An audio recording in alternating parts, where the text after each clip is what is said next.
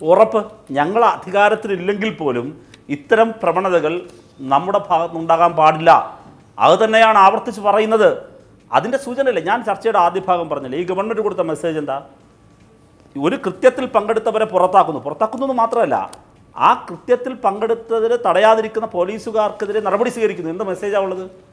പ്രതികളെ പിടിക്കുന്നവർക്ക് കൃത്യമായ ഇത് കൊടുക്കുന്നു, റിവാർഡ് കൊടുക്കുന്നു. എന്ത് മെസ്സേജാണ് കൊടുക്കുന്നത്?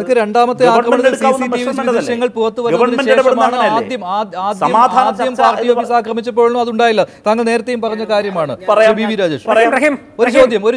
ഒരു ചോദ്യം കണക്കുകളാണെങ്കിൽ വേണ്ട.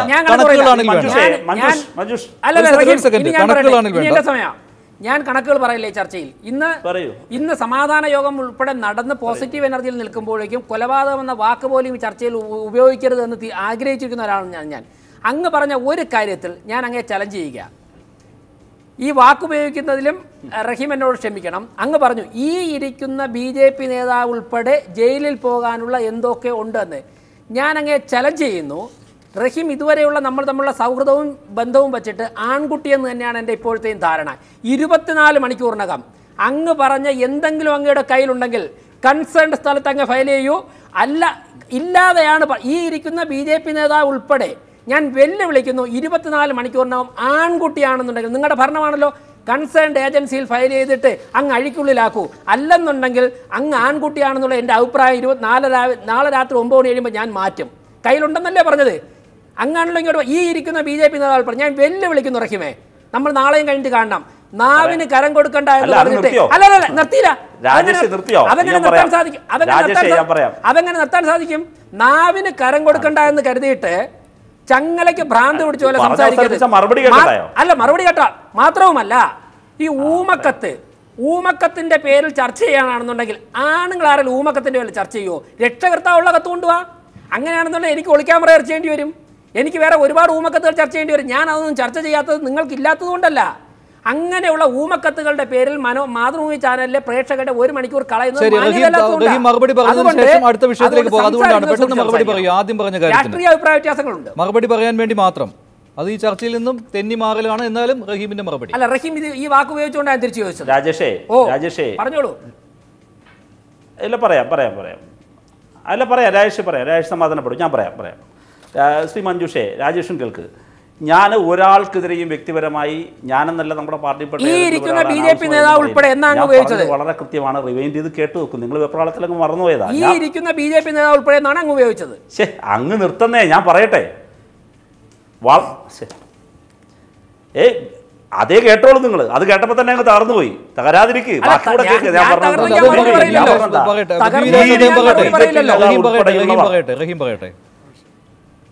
പറയട്ടെ രാജേഷ് ഞാൻ പറയട്ടെ. രാജേഷ് പറയട്ടെ.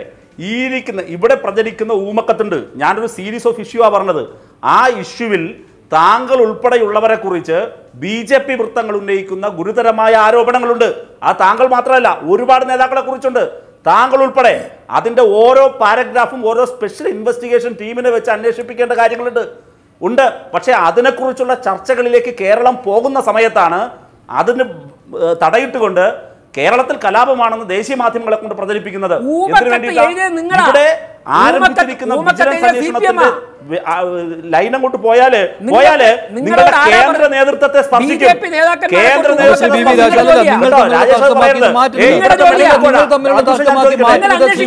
ഒരു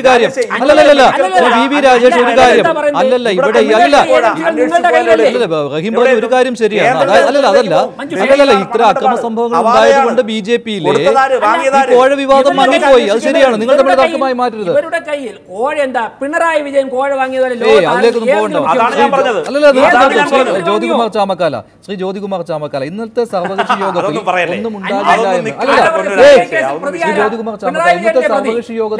ഉണ്ടാകില്ല എന്ന് നിങ്ങൾ ധരിച്ചിരുന്നു നേരത്തെ തന്നെ. പക്ഷേ പിന്നെ എന്തിനു സർവകക്ഷി യോഗത്തിൽ പങ്കെടുത്തു? ഇതേ ദിവസം തന്നെയാണല്ലോ ഇപ്പോൾ നിങ്ങൾ ആരോപിക്കുന്നു ഈ രണ്ട് കൂട്ടരും BJP-യും CPM-ഉം ഇങ്ങനെ സമാധാനത്തെ തകർക്കുന്ന രീതിയിലുള്ള പ്രവർത്തനങ്ങളിൽ ഏർപ്പെട്ടുവെന്ന്.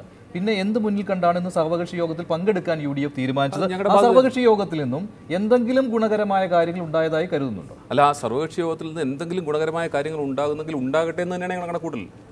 ഇവർ രണ്ടുപേരുടെ ഇപ്പോഴും കാണുന്നില്ലേ? ഇവർ ഒത്തീർപ്പായി എന്ന് പറയുന്നത് ഈ വിഷയങ്ങളെ സംബന്ധിച്ച് ഇവർ ഒന്നിന് പുറകെ ഒന്നായി നിൽക്കുകയാണ്. ഇവിടെ ഈ സമയത്തെ സംബന്ധിച്ച് ഇവർ തമ്മിൽ പരിഹരിക്കേണ്ട വിഷയമാണ്. അതിനകത്ത് സർവകക്ഷി യോഗത്തിലേക്ക് പോയി നമുക്ക് തർക്കമില്ല. ഇവിടെ BJPയെ സംബന്ധിച്ച് ഒരു ഭാഗത്ത് അവരുടെ സംസ്ഥാന നേതൃത്വത്തെ സംബന്ധിച്ച് ദേശീയ നേതൃത്വത്തിന് നല്ല മതിപ്പില്ല എന്ന് നമ്മൾ പത്രങ്ങളെല്ലാം വായിക്കുന്നതാണ്. അവരുടെ ഇവിടുത്തെ പ്രവർത്തന രീതിയെ സംബന്ധിച്ച് അവർക്ക് എതിരഭിപ്രായമുണ്ട്. ഒരു മാർഗത്തിലൂടെയും ഇവിടെ അധികാരത്തിലേക്ക് വരാനോ അല്ലെങ്കിൽ അവർ ഉദ്ദേശിക്കുന്ന ടാർഗറ്റിലേക്ക് എത്താനോ കഴിയുന്നില്ല. ഒരു ഭാഗത്ത് BJP ആശങ്കപ്പെടുന്ന വിഷയങ്ങളാണ്. മറുഭാഗത്ത് ഇവരുടെ കടന്നുകയറ്റത്തിന് അവർ അതുകൊണ്ട് തന്നെ അക്രമം ഒരു പാതയാക്കാൻ ശ്രമിക്കുന്നു. മറുഭാഗത്ത് ഇതിനെ പ്രതിരോധിക്കാൻ CPM ശ്രമിക്കുന്നു. അപ്പോൾ ഞാൻ മുമ്പ് പറഞ്ഞ ന്യൂനപക്ഷ വർഗീയതയും ഭൂരിപക്ഷ വർഗീയതയും ആക്കി ചിത്രീകരിച്ചുകൊണ്ട് അതിൽ നിന്ന് മുതലെടുക്കാൻ രണ്ടു കൂട്ടരും ശ്രമിക്കുന്നു. അവിടെയാണ് പ്രശ്നം. അത് അവസാനിപ്പിക്കുക എന്നത് മാത്രമാണ് ഇവിടെ ഞങ്ങൾ ഉദ്ദേശിക്കുന്നത്. അക്കാര്യത്തിനകത്ത് സർക്കാർ എടുക്കുന്ന ഏത് നടപടിയോടും ഞങ്ങൾ യോജിക്കും. സമാധാന അന്തരീക്ഷം കാത്തു സംരക്ഷിക്കുന്ന കാര്യത്തിൽ സർക്കാർ എടുക്കുന്ന ഏത് നടപടിയോടും യോജിക്കാൻ UDF പ്രതിജ്ഞാബദ്ധരാണ്. അതുകൊണ്ട് തന്നെയാണ് UDFിൻ്റെ പ്രതിനിധികൾ ഇന്ന് സർവകക്ഷി യോഗത്തിൽ പങ്കെടുത്തത്.